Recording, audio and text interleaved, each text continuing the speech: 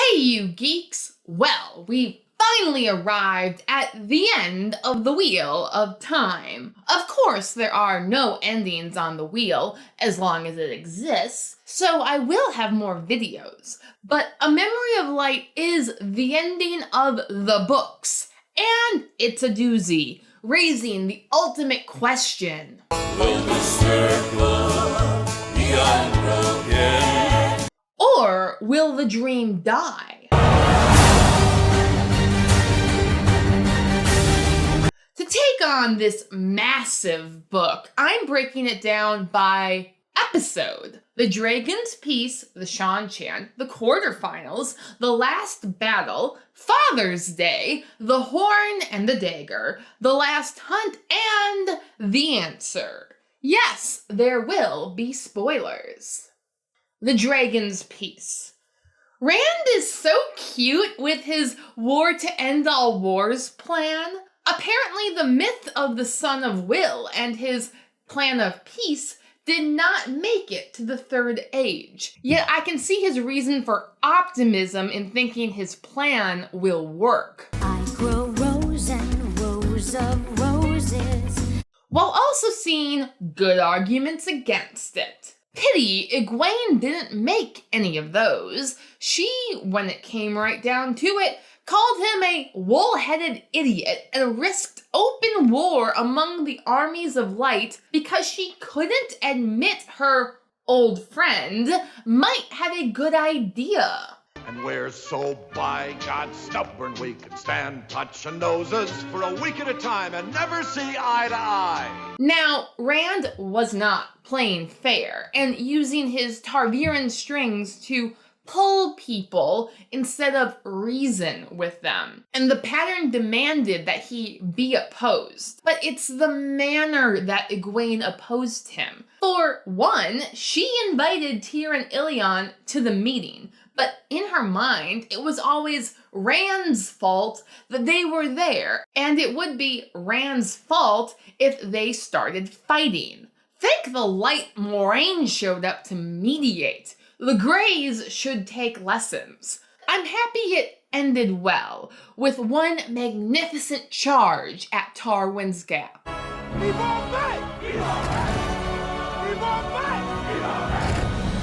It was so beautiful. I remember Darth Rand once worrying that Narishma would choose the Borderlanders over him, and it's so satisfying to see that against the Dark One, Rand and all the free nations are ultimately on the same side.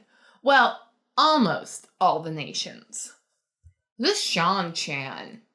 In a lot of ways, this book feels like a sequel to Winter's Heart. Specifically, everyone is preparing for war, except Matt, who is getting fitted for new outfits for comedic effect. And he gets a new pet name, this time from Tuon, Notai.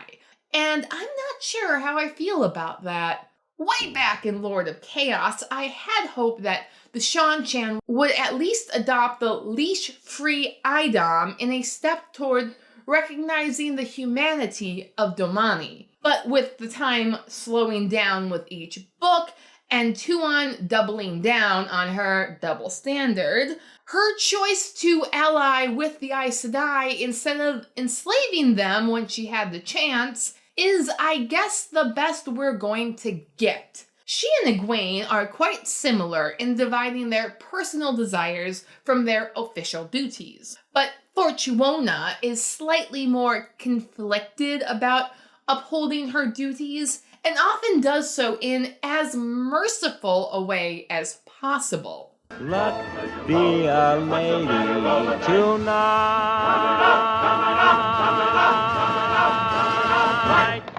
Granted, Shanchan customs are considerably more dangerous than the average Armorland's duty. Though if Min takes her duties seriously as Fortuona's truth speaker and be the low-key voice of reason against the presumption of what an empress should be, the Shanchan may someday play nice with the other nations. with the understanding that sending assassins in Shanchan is the same as sending flowers anywhere else in the world. The bear likes to say it with a slap. I suppose the best Matt can hope for is to die in his sleep. The quarterfinals. The four great captains and the crash course in military tactics is quite possibly one of the best slow burn reveals I've ever read. First, we learn how each army is a little different. The Borderlanders using conventional methods, Gory, gory, what a hell of a way to die. while the Aes Sedai, at Egwene's insistence, take their lead in the army. All while Elaine made Marian's it up in Braham Wood. Now that she's not insane, Elaine's pregnancy is inspirational, and I love she finally named Rand as the father. It seemed so silly to keep it a secret, since I thought the Shadow already knew. Rand saying farewell to everyone was not only cathartic, but also was important to the plot, as it convinced Demandred that Rand would be at the field of Marilor. Demandred, the anti-dragon, who organized the Calormen attack. I mean the Sharans. Sando did an excellent job of writing out of the corner Jordan had left him, with Demandred not being Taim. This clever twist on the noble knight who slays the dragon being the villain and anti-hero. This actually paid off Grendel's little soliloquy from all those books ago. Everything Grendel does is significant. She snares all the great captains, except Ituralda, the only one to hold out until he was relieved. Like the bamf he is. This could have been a book all on its own, ultimately one with a bittersweet ending, even with the Black Tower, under new management, sweeping in to save Elaine. Our heroes only win the opportunity to fight another battle, where all the reader's tactic lessons will absolutely pay off. The last battle.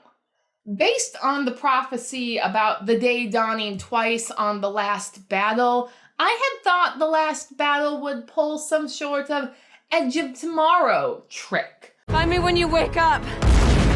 What? Come find me when you wake up. Though I was disappointed that the Double Dawn was that blackness thing, or maybe was the time dilation, I was not disappointed with much else, especially at Marilor.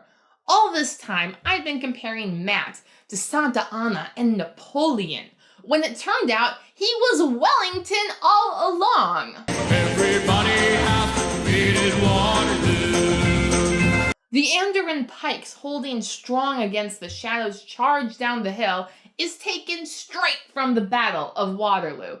It's even confirmed on the new book's back cover. Maybe Elaine, the commander who held the line, also has a streak of Wellington.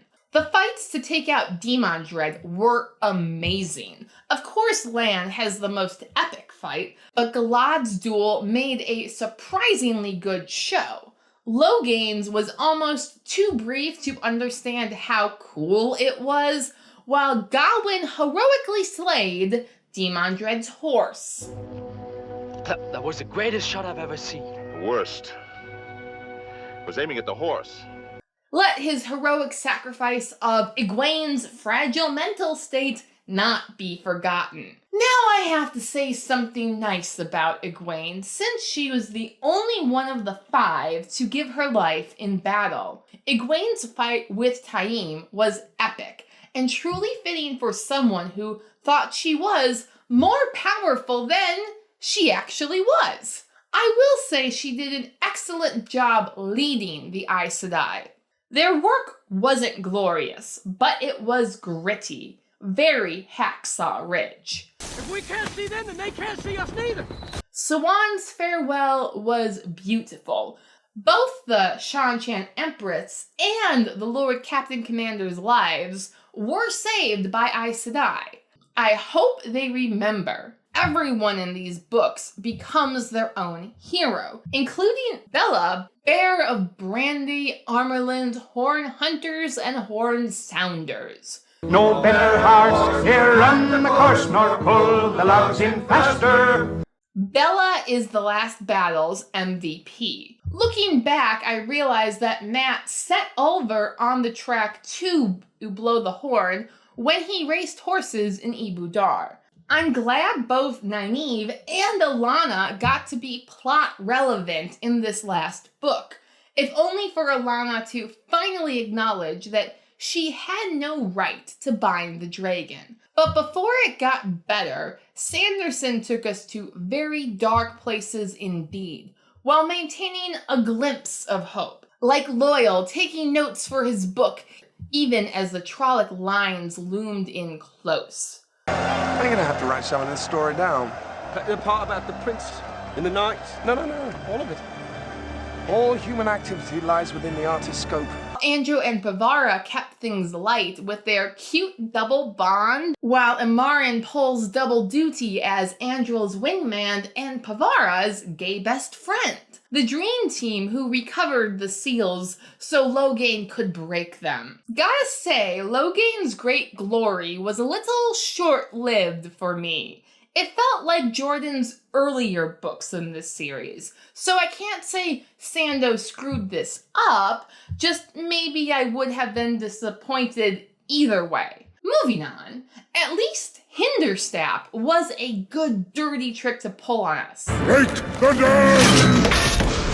Release the river! I was pleasantly surprised at Rand's fight with the Dark One. I don't know what I was expecting, but It's a Wonderful Life wasn't it. Mr. Gower, this is George Bailey. Don't you know him? Oh. No. This surprise was a great depiction of the importance of free will. It fit the ongoing theme of characters demanding their right to have a choice. Even if they don't have a choice about what they do, they can decide why they are doing it. And it's through these choices that the pattern is made beautiful. A single thread in a tapestry, though its color brightly shine, can never see its purpose in the pattern of the grand design. Sanderson really did find the way to wrap up everyone's story back in at the last battle. Even if their endings weren't happy, they were endings, for now, on the wheel of time. Father's Day. Gosh, this book gives a real salute to all the Emond's Field fathers. First, Tam telling Rand that he's not broken despite missing a hand, and allowing Rand to set down his self-imposed burden of controlling the world. Let go. Truly, Rand was raised better this time around, while Master Luhan stood as Perrin's father, telling him also to let go, but in a different way. While Rand gave into fate, Perrin gave into fury. You cannot stop Ragnarok. Why fight it? Because that's what heroes do. It's almost sad that all Abel gets is a "Ha, that's my boy" line about Matt, even though there was time for something in the chapter Unchangeable Things, when Matt said farewell to Egwene. The men of Emond's Field stand for the importance of having a choice, while also having the wisdom to know when to surrender their choice to destiny. Your future is whatever you make it, so make it a good one. Both of you. Thus, it's almost ironic that in the end, Rand does not follow their example. Sort of angry at Rand for taking Moradin's body and hitting the road, abandoning the women and children he still owed a duty to, even if his duty to the world had been fulfilled. The horn and the dagger. Clever fake out with the horn. I suppose Matt had very much died back in Lord of Chaos, so I'm very glad Amaterasu finally told Matt exactly what he needed to hear regarding what Rand has done for him. Making Oliver Hornsounder let Matt focus on his oldest foe, the dagger, Mashadar, and by extension, Padan Fain, who is still apparently relevant to the plot. The traveling merchant with a deadly grudge against our heroes. Off with their heads! One for each head of cabbage! Though really more as an afterthought. I guess Matt's inoculation to Mashadar makes sense? Well, the wheel weaves as the wheel wills, and it willed Fain's death, so he up and died. The Last Hunt. After Perrin Beowulfed it up with Grendel last book, it makes sense that Wolfboy finally has a fling with the Lady of the Moon. Have you ever heard the wolf cry to the blue corn moon? Lopin would like to clarify that wolves don't actually howl at the moon, it's a harmful stereotype. Against the traitorous moon, Perrin's love for Fael finally inspired him to do something to help the world instead of abandoning it as he had so often threatened it would. Once the world was saved, Sando actually got me to care about Perrin's last hunt for Fael. That's what drove me to finish this book, and one other burning question. The answer. In case there were any doubts that The Wheel of Time is a Western, Jordan wrote the last scene with the cowboy riding off into the sunset. You're like the wind, blowing over the land and passing on. But this cowboy is also the creator. Rand wove the powers of creation and recreated the world. Early lines about the creator being merciful and cleansing the taint are now more true than ever. The question remains, is Rand a wind up the wheel and let it go kind of creator? It's a clockmaker's turn again. Or is the world now just Rand's dream and we're all living in it? Life could be a dream, life could be a dream. Which would explain how Rand lit the pipe, because he is now living in the world of dreams.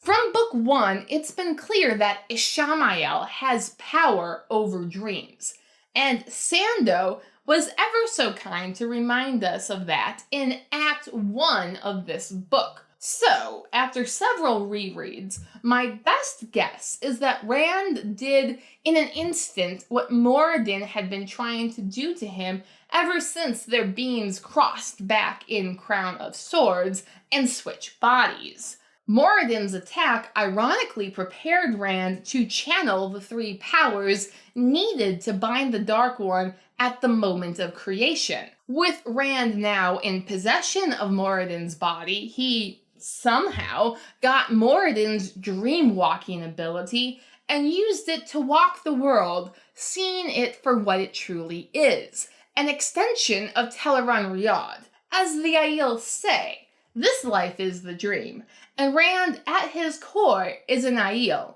It's all very profound, yet this is how I think the Wheel of Time should have ended. When I finish a job, nobody sees me leave. Oh, I forgot you're the wind. I'm either swallowed up by night or disappear in the mist. It's my trademark. Now close your eyes. Ah!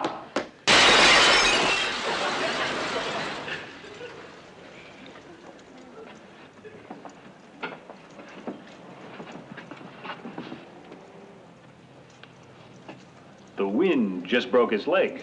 Thank you for watching. Please like, share, and subscribe if you would like to see more. Your patronage is greatly appreciated.